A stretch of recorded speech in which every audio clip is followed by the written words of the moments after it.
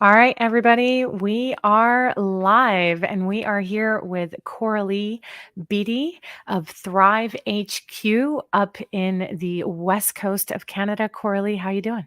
I am doing well. How are you? I'm doing excellent. I'm doing excellent.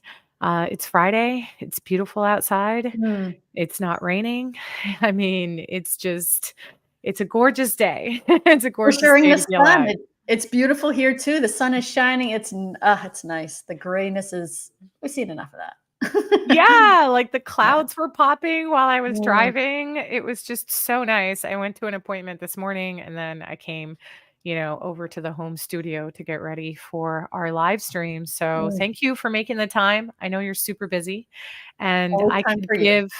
I could give the longest winded intro about how amazing you are and you are my coach and you have helped Glow Joy flourish and grow over the years. There's been a handful of you all that really, in the past year, have really been our core. So I'm really excited to have you here.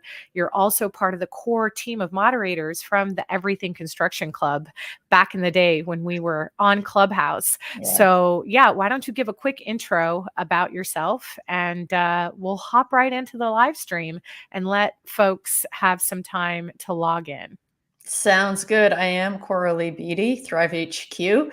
Long history in the construction industry, an industry I love immensely, and um, I'm really focusing on doing whatever I can to help improve the industry to make it one of first choice as opposed to one of last resort for so many people. I do consulting, business consulting and coaching, and also a fractional COO for the construction industry, where I actually get into people's businesses and help them get it sorted out. I don't have to sit back and let them do it on their own, which I love. And yes, I do podcasts and speaking on the industry and advocate for it as much as I can to, I don't know, promote it as a great place to be and hopefully work at making it a better place. Yeah, and I think over the past couple of years that I've known you, you have inspired and touched many lives, starting with myself. I know that we started a whole another business on top of our project management business, contracting and doing interiors and drywall and painting and tile. And it was something that I battled with for a very long Mm. time. And unless folks have listened to the hours longs of podcasts or listened to me on your podcast, they would know that, you were one of the people that were like, just go get a license. All I do is plant seeds. It's like I give Yeah. permission. It's just like, you have all the power within you. I just say, why don't you go do it? And you're like, hey, that's a great idea. So yeah. Well, I still don't know if it was a great idea.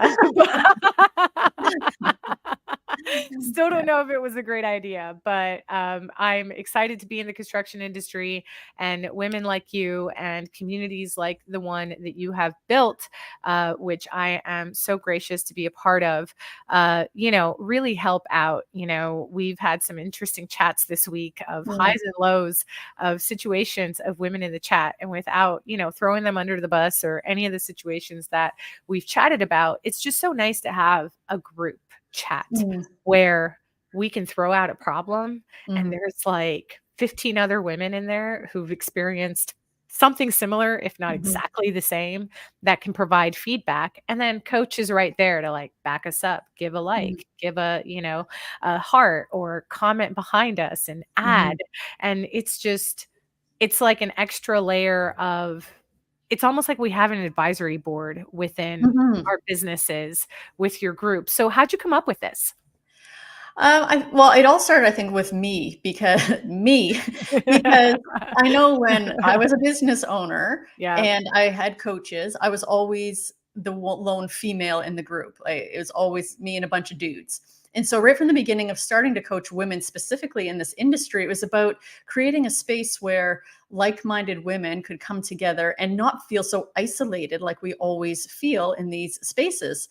So that was kind of the beginning of it. And then it was, I wanted to be able to bring us in a group where we could actually feed each other information, share experiences, because the women in this group are so diverse, like some that are just starting out to some that have been in this like 20 plus years.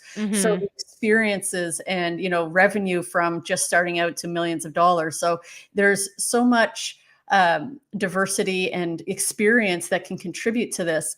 And what I recognize is that in my coaching, and when I was coached by men in the industry, it never accounted for my life as a woman in the industry. It was always business, business, business, which of course is, the primary reason we're there. However, I don't think you can really serve the complete person by just focusing on business, because as a woman, there's so many other things that we're dealing with, including, our treatment or how we exist in the construction industry as a business owner. Those things Right. can't be ignored. I think that it's doing a disservice if those things are not addressed, because we do have a different experience and it's not run of the mill. So I think, having a platform where we can talk about all of those things, being a mom, being a wife, being a partner, being a dog mom, because not everybody's mom's in there, whatever it happens to be. And then also, of course, being the business owner and all the responsibilities on both sides of that come together, I think is where it was really necessary.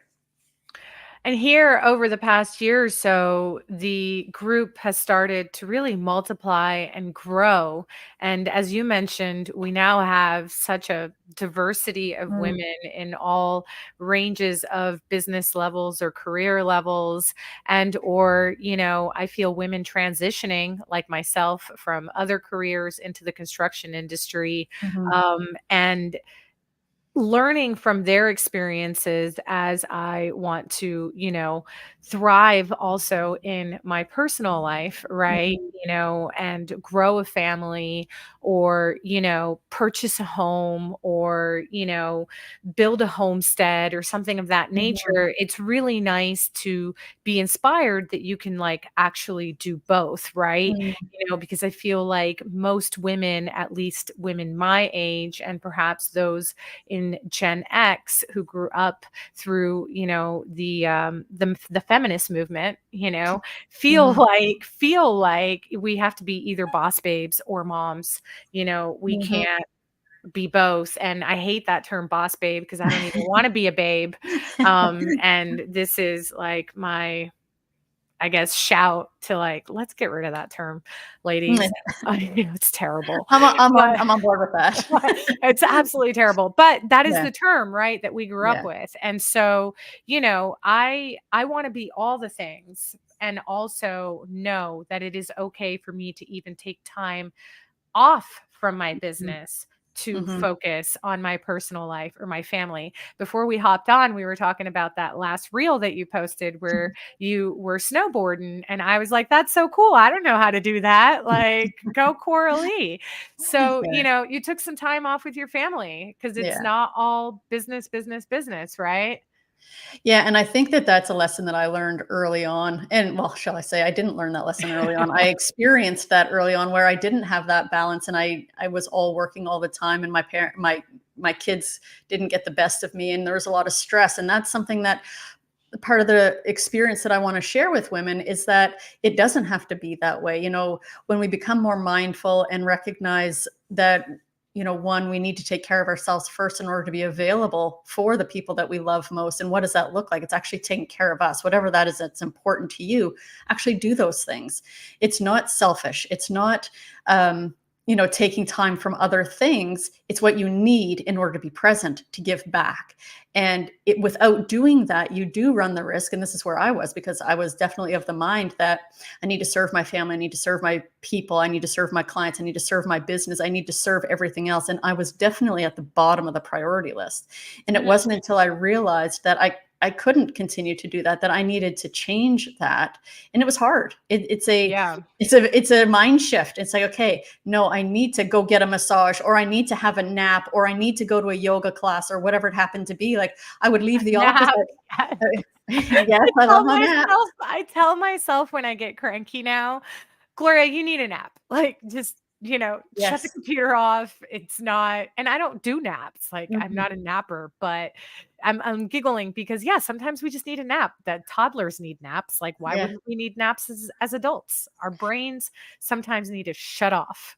Absolutely. One of the things that I was gonna say is that, when I would leave the office to go to a yoga class or to go to my vehicle and just close my eyes for a minute or whatever happened to be, I always felt guilty because my people would still be working. Right. And so that was something I needed to really work out and recognize that in order for me to give back to them, in order for me to build the business that I need to build for them to be successful in their lives, I need to take care of me. So whether I'm leaving at 10 o'clock in the morning to go to a yoga class or whatever it happens to be, this is in service of them. It is in service of the other people. Right. It takes some effort to get used to. It does. And, it looks differently for everybody, right? For me, it's going for a walk outside. Mm, Even though I'm in like the loudest commotion, maybe in New York City, or if we're in Brooklyn or Queens or wherever, right? But for mhm, me, it looks like going outside without my phone mm, and just going for a walk. mhm. No Yeah. music, no podcast, no, just me going for a walk, Mm, yeah. and luckily we get to work in upstate New York sometimes, and that looks very beautiful and it's Mm, peaceful and it's quiet. But even in all the noise in New York City, I can still every once in a while hear the birds on a beautiful day like today. yes. And if I really just focus and stay present, it helps me get grounded. Mhm, And I think that that's what most people need when they need that break. Or mm, for me, it might look like going to a group fitness class, you know, during my lunch break or in the morning. Or, you know, we've been working in churches a lot. I'm mm, Christian. So it might look like going into the sanctuary and just sitting there and having a moment with God, mm. and that's been really peaceful and nice lately because we have been working in a lot of churches. So whatever that break means to you, Yeah. it's important to just take it. And when you met me, I didn't take breaks. No. I'm sure that you still don't take enough, but you're learning. I'm getting there. I'm getting there. I'm getting Yes. there. So you're very passionate about the trades. Mm. You are extremely passionate about our industry as a whole. Tell us a little bit about your journey into the industry and how you got where you are right now.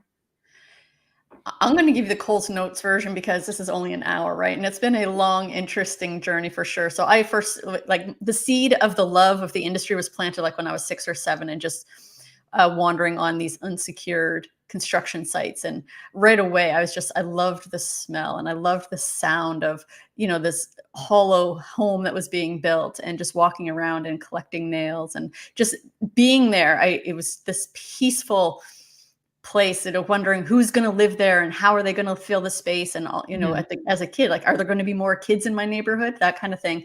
And so that kind of grew into like doing floor plans and then looking at magazines. And so it was doing a lot of drafting and creative ideas as far as what a house could look like that I would want to build. And that started very young and carried on through, most of my, well, I still do that as a side hobby, doing house plans. But, when it came time to graduate high school, it was, I went to university and took psychology and criminology. I'm like, why was it never even a consideration for me to pursue construction? It just wasn't even an idea. So I went to university for 4 years and realized that this was not something I wanted to do for a career. And so it's like, okay, what do I want to do instead? So that's when I thought, oh, well, maybe I do pursue this construction thing. And I quit my job, dropped out of university, and went to school full time. And did that for a couple of years and got a job with an engineering firm. Loved it. Was there for 10 years. In the meantime, I met my husband and he's a plumber by trade. We did not meet at work. Although I did find out later he was the plumber on some of the jobs that I was a building envelope consultant for, which I thought was kind of funny. But we never met Same on. town, right? Well, it wasn't even. So this was an out of town job. So I was working in Whistler, which is about two Okay. hours from Vancouver, and he was doing work up there as well. both of us working out of town, same houses, and they were big enough not for us to see each other. Mhm. Um, anyway, so yeah, met my husband, and we started a business, plumbing business, while I was still with the engineering firm. And then I quit the engineering firm after my second kid. That was 10 years with that firm, and worked full time with the business.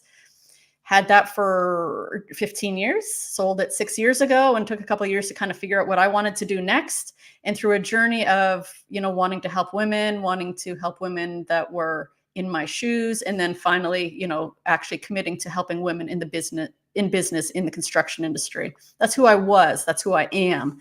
And I knew the experience. I knew how hard it was, and I knew that I could help them because I found my way out of it, and I knew that I could help others find their way out of it. And by out of it, I mean not out of business and selling your business, not necessarily that, unless that's what you want to do, but Mhm. out of the craziness when your business takes over your life. Like when your Right. business is your whole life, and you don't have the time for your kids, and when you're at home you're thinking of work, and when you're at work you're thinking of home, and you're never present anywhere, all of that, like it's possible to get out of that. And by myself, I wouldn't have been able to get out of it by myself. It was having coaches that helped me do it. And yeah, so that is kind of the shortened version. No, that's great. You did a great job, and you hit all the key points, right? You've done building envelope consulting, and you did the corporate job, and Mhm, then you started a mom and pop business. And so let's talk a little bit about family business, mhm, because a lot of people that are tuning in, particularly those perhaps on YouTube or Facebook, which I didn't give my spiel, make sure you like, subscribe, share, do all the things, folks, regardless of whether you're tuning in. But I think a lot of people, are starting family businesses, mhm, particularly after the pandemic. mhm, People are realizing that, they want to spend more time at home. They perhaps don't want to live in large cities. They rather live in a farm area. And, no, I'm serious. Like, I know mhm. some people who've like left big cities and Yes. just started ranches, and they grow their own food, and they have cattle, and they have chickens. And, like, I'm Mhm. like, are you the same person that I used to work at the bank with? So Yeah. I think that there is burnout, and Yeah. that there are a lot of people who are perhaps in similar shoes, to Mhm. yourself. And so working with family is tough. Mm. Working with your significant other is probably even tougher, right? So, for the people who are watching that maybe work with their spouse, or maybe, they're thinking of joining their spouse in their business or starting something as a side hustle, we've got a couple of people that have collaborated with us that have like a side hustle with their husband or their wife.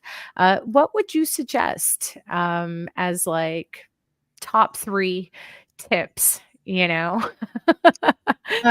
on is, working with your family, you know? yeah, I think one really important thing, like communication. And I think when it comes to communication, it means understanding your partner's love language. How do Mhm. they receive love? Because there's a lot of heated, stressful times. There can be a lot of very heated, stressful times. And if you're not communicating in a way that is effective for your partner, Mhm. it can be very difficult, and it can deteriorate your relationship quicker than anything. So really becoming an effective communicator, understanding how they need to be communicated with, what they need, and giving them that. Mhm. Because to me, when I can take care of my partner, he takes care of me. Mhm. And that has always been really important for us. Number two is define your roles. So, in other words, like it doesn't have to be male, female. Like, what are you strong at? What is he or she, your partner, strong at? Where are your strengths? And then just kind of stick to what your strengths are. Define whose tasks and duties are in which lane. Is, just stay in your lane and make the decisions related to your strengths. Because I think what happens if you don't have clearly defined roles and responsibilities, really, a lot of things can either get missed or Right. passed off, or I thought you did this, well, I thought that you do this. Like, just know what your strengths are, and then you take responsibility for those things, because it is, there's a lot that needs to get done, especially in the early days when you're between the two of you, you're doing everything. Mhm. At least there is one other person, because there's a lot of people out there doing it all on their own. So, Yeah, I think that's with develop, any business partner, right? I think the yeah, second tip you're giving really, and that's why I giggled because, me and my business partner, when you first met us, we were both doing a little bit of everything and you're like, "Wait, this isn't working." Like, yeah. she needs to do one thing and you need to do this, and, it needs to be clearly defined, like, and even within other people in our company, right? Mhm. So yeah, and what would be the third? I think it's really important to, as much as you can, leave work at work. Have some boundaries, and you need to be Mm, really strong in enforcing them. We were not very good at doing that. okay. It took us some lessons to learn. Like, I'm not going to say it's easy. Mhm. However, your business can take over your life, not just with your family, but just between the two of you. You can take over your relationship, and your relationship will turn into, this, you lose the connection, you lose the romance, you lose that intimacy, and it becomes a very platonic roommate kind of relationship when you blur the lines. Right. So I would say, do what you can to make boundaries, to say, this is when we can talk about business, this is when we can't. Like, you're at the office. For us, we had our office in the beginning, which for a lot of people, our office was in our house. So it was, in fact, in our dining Yeah. room. Let's say this Yep. tiny little dining room was where our office started. And Right. you're always seeing it, and it's always right there, and it's always very easy just to jump into the office. And you need to be really disciplined Mhm. about creating the boundaries and following them for the sake of your relationship.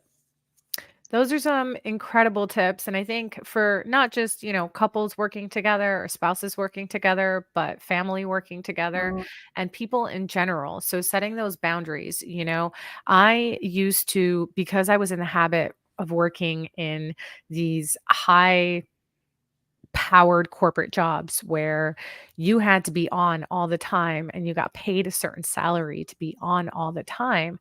I thought I had to be on all the time and mm, I'd be answering emails at 7, 8 o'clock at night. yeah. I could never really shut off my brain. And I also expected, even if they were subcontractors, and many of them still are, Mhm, my teammates to also answer me in the same quickness that we were expected to, uh, mhm, working these corporate jobs. And I was like, wait a second, that was part of the reason I hated those jobs. yes. That's why corporate didn't work for me. So, Mhm, setting boundaries, not just for yourself if you work with your family or, with your spouse, but just setting boundaries in general for you and your team, mhm, So, finding out what your team's schedule is. Like, we have several moms that work on our team. We know when their bedtime routine is. mm, We know when dinner time is approximately. We yeah, know when school pickup is. yeah, We know when school drop off is. And some of them are dads, right? yeah. Because they share these responsibilities. Mhm, We have notes on all these things so that we don't bother these people during these times. And if yes, we are accidentally bothering them during these times, they know that it's like we actually need them, right, right? yeah, And they don't feel forced to respond to us right away, because they're in fear of us losing it or them losing their, role with us or what have you, right? mm, And I think the way we have our business structured where a lot of people are subcontracting or contracting or are a vendor, on a per project basis, then really allows them to do whatever work or respond to us whenever they feel like it, right? mhm, yeah, They don't have to automatically respond to us. But I feel like even with suppliers, vendors, everybody, we have to just be respectful of these boundaries, which is something that really I learned working with you. So there's many things that I learned working with you, and I was very delicate on when I wanted to bring you on.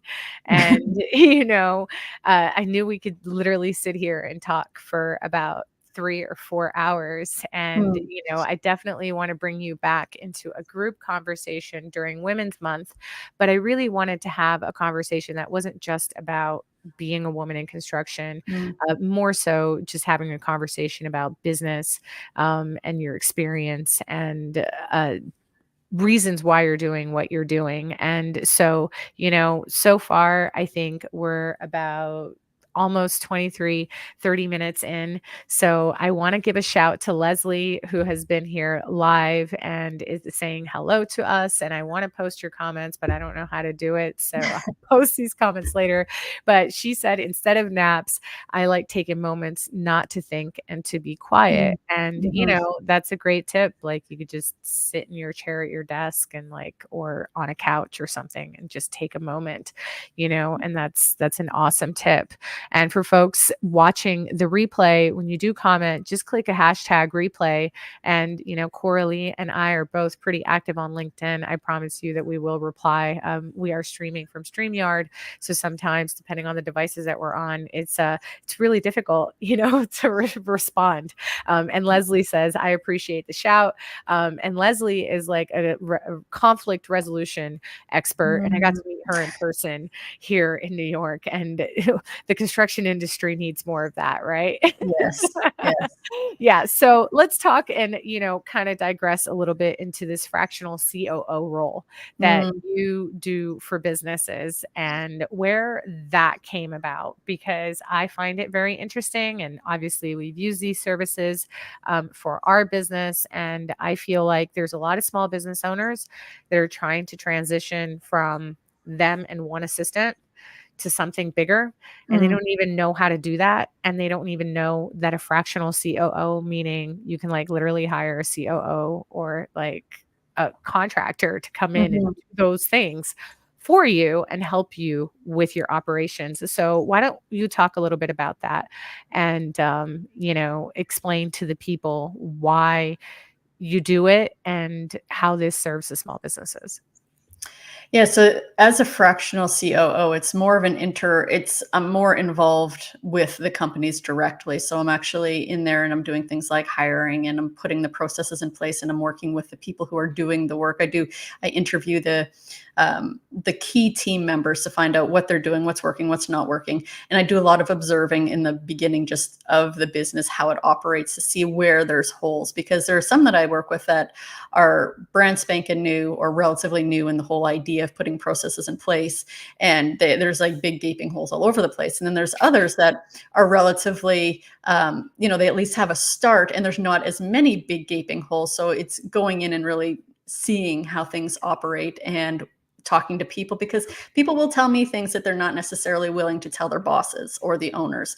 So Right. that, I think, is as an independent third objective party, is really served a lot of people that are team members, because they do have a safe outlet to share some of their frustrations or their concerns. And that's where Right. I can, help put some things in place to take care of those things. Because ultimately, I mean, what's really important to me is helping people to build a business where their people are taken care of, because the people that I work with in this capacity, this is their number one thing, is they want to be able to build scale their team, like get Mhm. the most out of their people, maximize capacity, and do that with, processes and systems that will be more efficient, and then also putting things in place that are going to take care of their people. So it is a matter of actually getting in there, helping, screen people. I've done group interviews, and which I kind of like the group interview, because some of the questions that I have, it's very uncomfortable for the Yeah. group. And it's interesting because,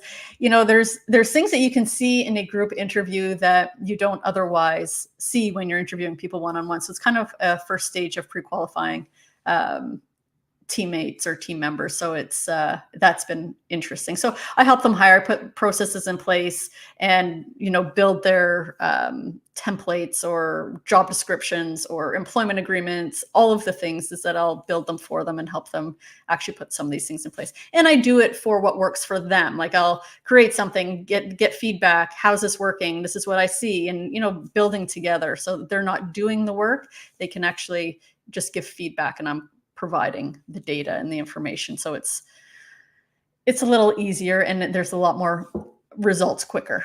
Because when I, like, a lot of people that I work one-on-one with, where I'm in the coach position or the consulting, and they're doing all the work, they just don't have as much time to. I was just I mean, about to say that, which yeah, then frees up time for us to go do things like estimates. Yeah. If you follow Yeah. me in my stories on any of the apps, you know that I've been on like 10 different estimates this week. It's been a crazy week of Mhm. estimating because we got a pretty decent size account with multiple properties. So we've been doing, inspections and estimates all week.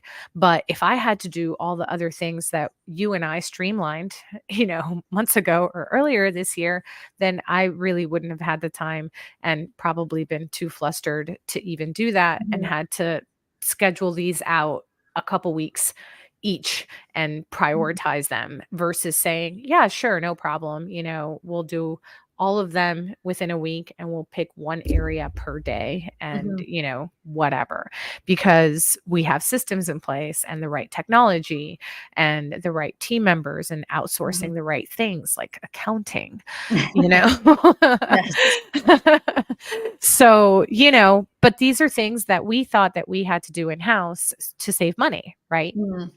And so the reason that I bring this up is because maybe not everybody is ready to hire right now somebody full time to come in and help them with everything. Yeah. So, there are different levels to working with a coach, there's different levels to working with consultants.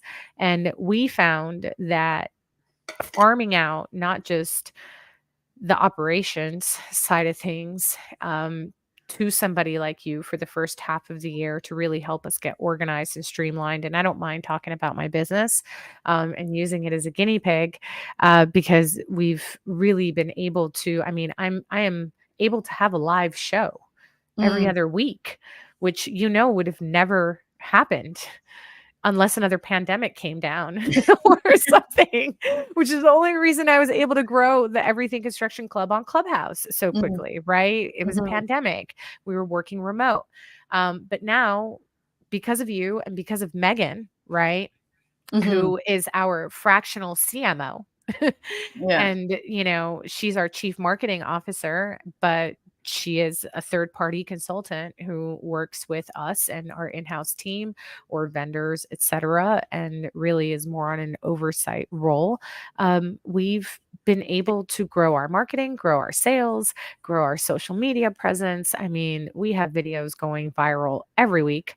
Mm. I hate logging into the apps now because there's like hundreds of likes and, comments, and it's great, right?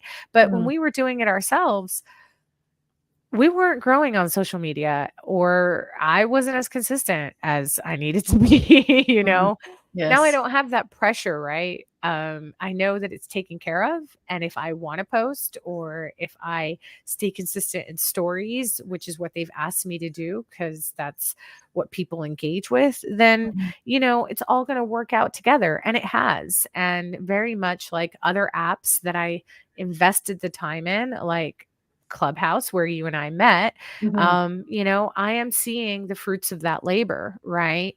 And you spent a lot of time investing on LinkedIn, particularly, we noticed.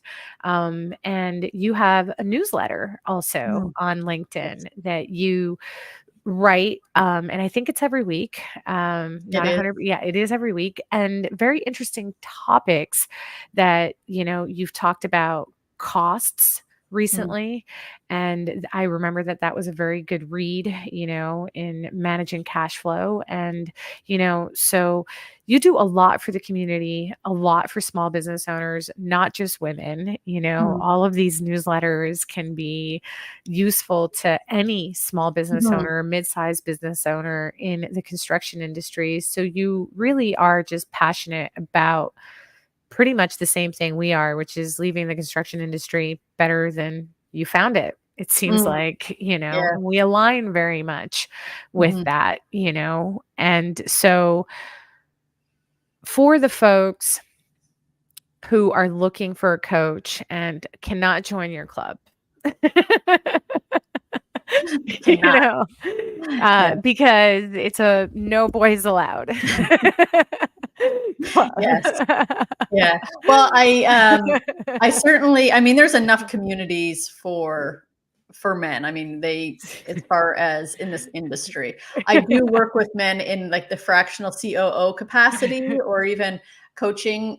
it is an application process because there's a lot that, I like to work with what I call enlightened or coachable men. And to be frank, that is not necessarily a huge number of owners in the business industry, like in this construction industry.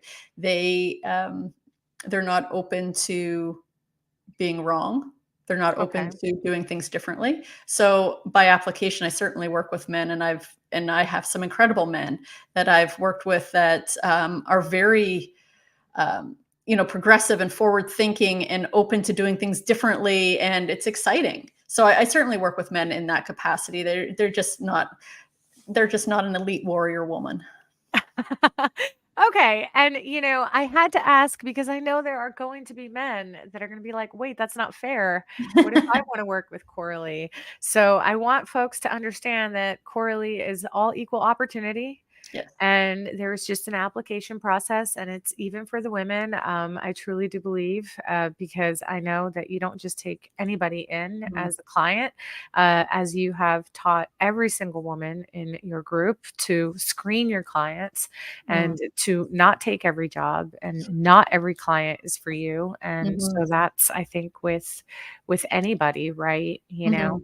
Um, so what does the application process look like? It if you go to my website, there is one that's called a needs assessment, and you can fill Yeah. that out, or you can just book a call with me. We can get on a call, and we'll, just, see what the challenges are, see where you're at, how I can help. I can't necessarily help everybody. It just Right. depends on what they need. And so that process is as much as me interviewing them as a fit as it is for them interviewing me as a fit.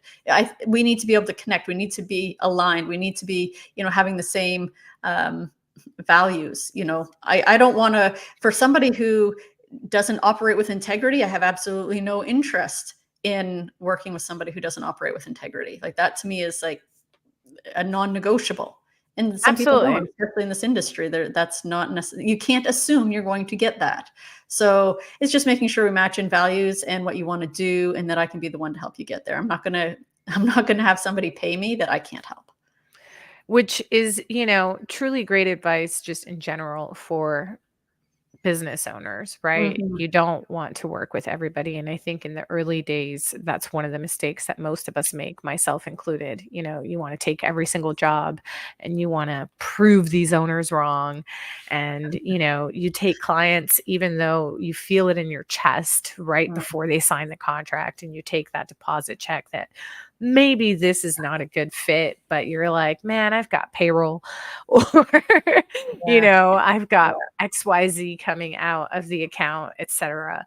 And I've got to take this job, right? And I think there are ways to do that and do it with grace, obviously. And sometimes it's just a hard lesson learned, you know, It is. It really you is, because know. I think we've all been there where it's just like, I need to take this job. And one thing I'd like to offer along that is that I believe that, and this is you and I are speaking about in the beginning, is that if you take something on, you're taking up the space that for something that could have been better. So to have Absolutely. the strength to say no, and have the faith that that next thing that's even a better fit is going to come in. If you operate in that space, it's a much happier and better feeling place to be, as opposed to having that desperate feeling of, I need to take this on. Well, how about what happens if you actually let that go and make space for one that you actually want to take on? Right. And I think that that comes with emotional intelligence, it comes with some maturity, Mhm. comes with, having that wisdom and, knowing to listen to your Holy Spirit, Mm. as we call it, or that inner voice that's really talking to you, or even the pit in your stomach, because sometimes you just feel it physically, like it makes you ill. And so, no, I'm serious. Yes. Learning how to listen to your body, Mhm. is really, really important. We sometimes will hang on to clients or accounts way too long, Mhm. even after we've already realized that it's a toxic relationship or a toxic environment. And it's really because we want to do right by our people. But what I don't realize, or what I didn't realize earlier on in my business career, is that that same feeling that I have, that's the same feeling that the workers have when they go to work. Mm, And that's that same energy that the space or the property is, giving out to them. And so if I come home after work upset, disgruntled, feeling defeated, or whatever, because I was a part of a toxic work environment, or, I had an unpleasant day, then it's going mhm. to be the same thing for them. Yeah. And they may take it out with, some alcohol, or they may take it out with, some other type of substance or whatever, which is rampant in our industry. And what I really want to close with, you're also very much like my buddy Jesse, who came on in December, very passionate about talking about mental health in the construction industry Mhm. and talking about, people taking care of themselves and also just talking to other people. One of the greatest things that I love about you is not that you're just my coach and you've taken my money and you've helped me grow my business, and I would gladly give you more money any day, all day, right? Um, it's that you just check on people Mm, and see how they're doing and how their day's going and how are you feeling. mm, Most people ask about your business. Hey, how's your business? How's business doing? How's the team? And all that's important, right? But how are you doing? mhm. And mental health is not talked about enough in general, Great. but Yeah. particularly in an industry with really tough men and, boys club and man up and all that Yeah. stuff, with women coming into the industry, we've kind of dropped a veil a little bit, and people are starting to talk about this a little bit more. And it is something that you are extremely passionate about as well. Mhm. And I know that you've had your own experiences, with workers, I'm sure, and all the things. So just wanted you to give a quick shout to the people who maybe are struggling in the industry and, what you want to say to them. I'm gonna try to do this without getting emotional because it is something I'm very passionate about, and I'm passionate about it because it has hit close to home many times. And I think one of the biggest things is that we all feel like we're struggling alone. Like, I know that when I was struggling in my business, I had to put this front on for my people to let them know everything is fine, and everything was not okay. Right. And I didn't have somebody checking in on me, like, and that's one of the reasons why I do check in on people, because I know what it's like to be a woman in this industry and have to feel like you have all the answers and you're doing okay and you're always going to do all of the things. It's Right. hard. And so that's one of the reasons why I check in on people. Like, I know my strong people need somebody, and when I can hold the space for somebody to not be okay, I will do that any day, all day. Like, that to me is the most important space. Aside from that, like, just the industry on a whole, like, everybody again feels so alone. They feel like they're the only one suffering. They're the only one that is feeling broken down or broken inside, and they just put this front on that they're okay, and then they go home and it's their place where they, they'll have some drinks, or they'll, play their video games or do whatever it is, whatever that vice is for them, Mhm. that just makes them feel, or not feel, I guess really is what it does, is it just helps them to not feel.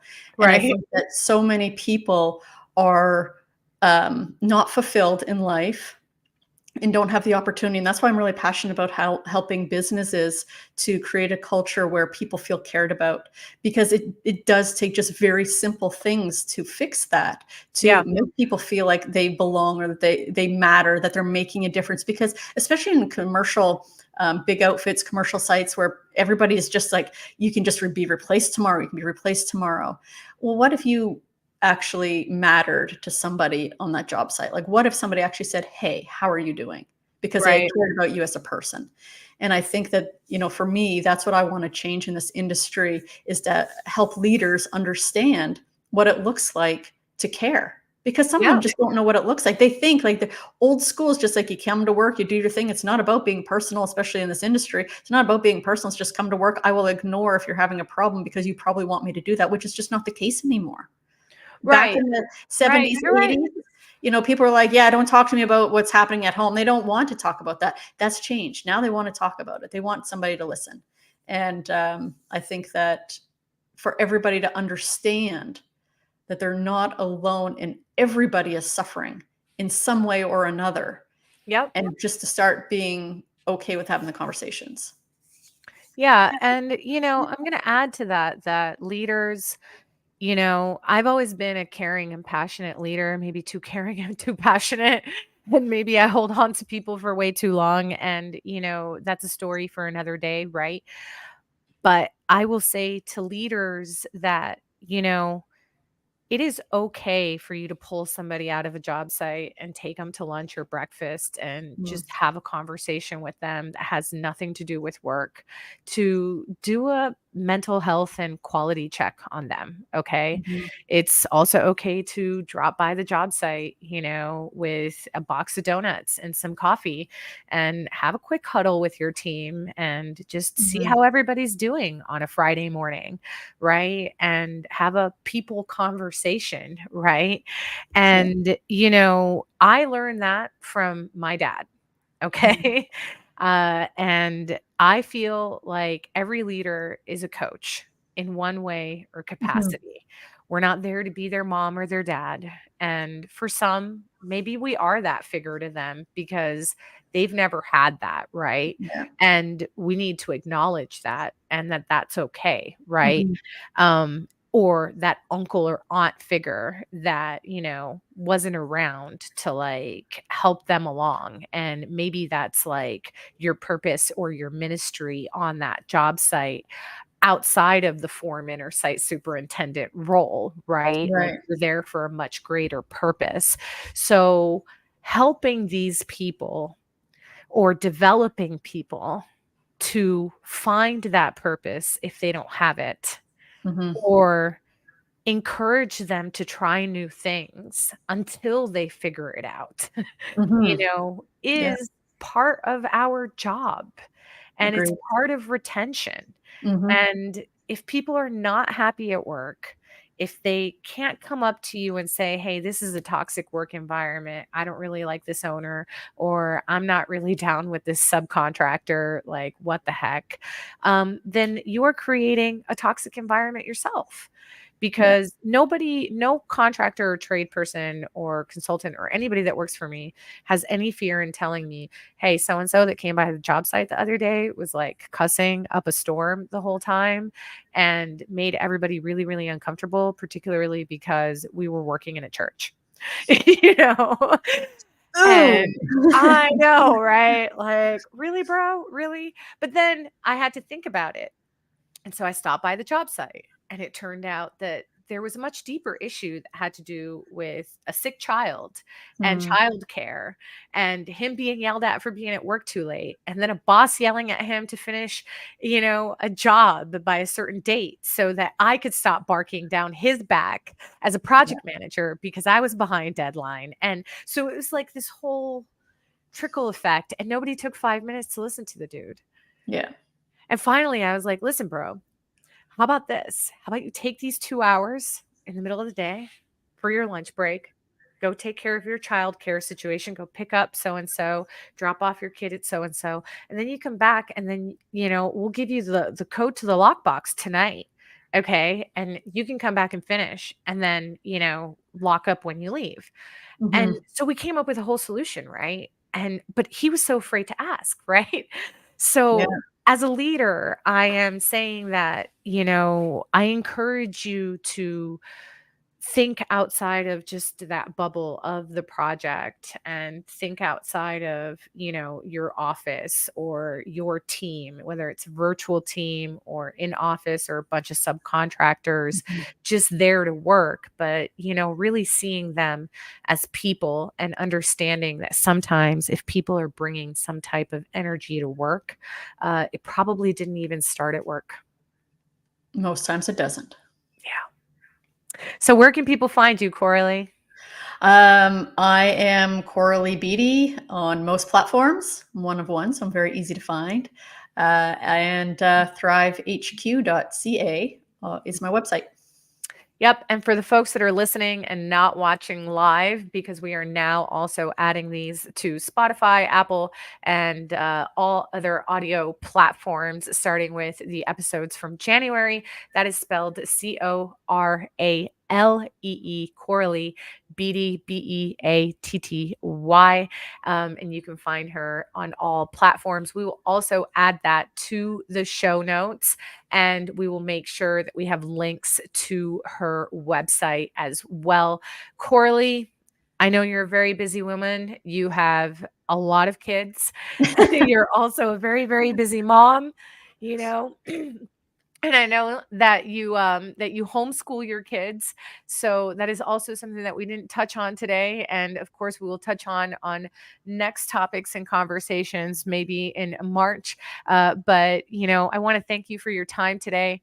I want to thank you for being here. I want to thank you for being who you are. You've been a huge part of my growth and my success as an entrepreneur, as a business owner, as a leader, as a sister, as a partner, as, a daughter. Really, I couldn't thank you enough for everything that you've done for me and continue to do for me and all those whose lives you touch. So thank you for taking the time to be here with me today.